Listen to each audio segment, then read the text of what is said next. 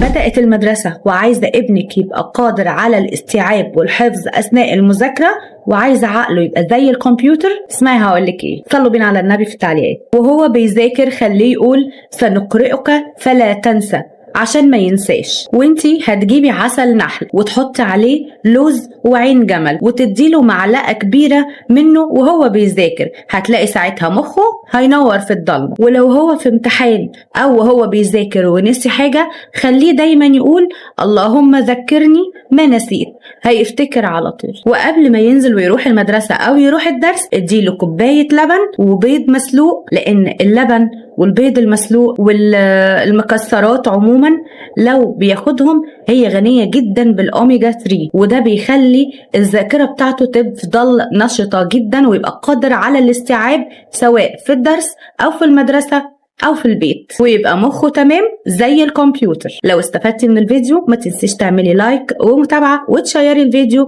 وما تنسوش إن الدال على الخير كفاعله. وربنا يحفظكم ويحفظ أولادكم وينجحهم.